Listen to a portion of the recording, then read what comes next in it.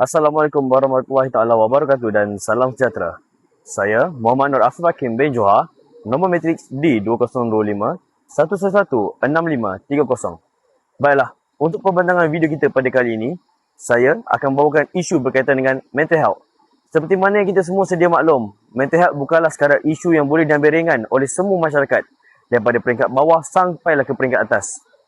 Isu mental health perlu dititik beratkan kerana ia boleh mengakibatkan kematian, kes-kes jenayah berat dan juga masalah gejala sosial yang sangat meningkat pada masa kini. Kebanyakan jenayah-jenayah yang berlaku pada masa kini melibatkan dengan isu mental health kerana ramai masyarakat kita pada masa kini mengambil mudah berkaitan dengan isu-isu tersebut.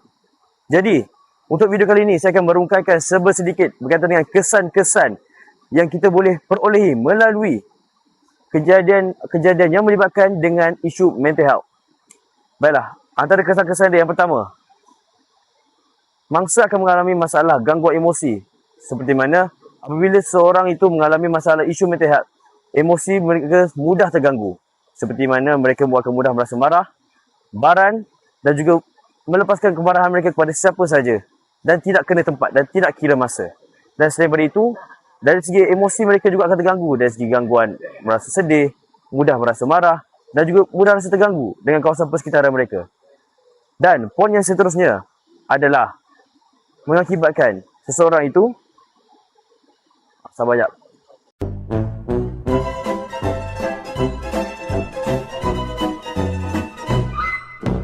Baiklah, selain daripada itu, seorang itu juga akan mudah untuk terpengaruh dengan juga terlibat dalam kes-kes jenayah berat seperti merompak, mencuri, merogol dan juga melakukan jenayah-jenayah berat yang sewaktu dengannya. Atau mungkin boleh mengakibatkan kematian terhadap diri sendiri. Contohnya adalah kes bunuh diri, terjun bangunan, kelar tangan dengan pisau dan yang sewaktu dengannya. Baiklah, untuk poin yang seterusnya, seorang itu juga mungkin boleh mengakibatkan hubungan sosial mereka terjejas. Contohnya hubungan sesama keluarga, kawan-kawan dan juga guru.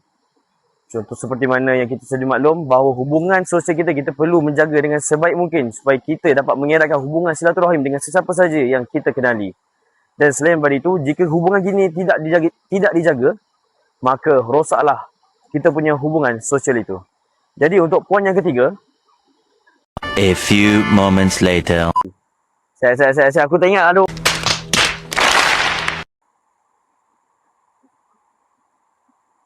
A few moments later. Okey, baiklah. Untuk poin yang terakhir, seorang itu akan mudah untuk terlibat dalam kejadian-kejadian yang melibatkan kejadian-kejadian yang tingkah laku yang berisiko. Contohnya pengambilan alkohol yang berlebihan, pengambilan dadah dan yang sewaktu dengannya. Kerana benda-benda seperti ini boleh menyebabkan mereka hayal dan membuatkan mereka berasa dalam erti kata lain berasa tenang dan boleh melupakan masalah-masalah yang mereka sedang hadapi. Jadi pengambilan dadah dan juga alkohol sangat-sangat memberikan impak yang boleh dikatakan mereka akan mampu untuk lupakan segala masalah yang mereka tengah hadapi. Dan selain daripada itu, seperti mana kita tahu, walaupun memberikan kesan yang positif terhadap mereka, tetapi kita semua perlu sedia maklum bahawa pengambilan alkohol, dadah secara berlebihan boleh memberikan kesan yang negatif terhadap diri kita sendiri. Contohnya ketagihan yang melampau terhadap dadah sehingga menyebabkan kita berusaha untuk mendapatkan wang dengan cara apa sekalipun, termasuk untuk membunuh, mencuri, untuk mendapatkan wang untuk membeli dadah tersebut. Jadi, itu sahaja daripada saya berkaitan dengan isu mental health yang saya telah rungkaikan berkaitan dengan kesan-kesannya. Jadi itu saja, sekian daripada saya. Sekian, terima kasih.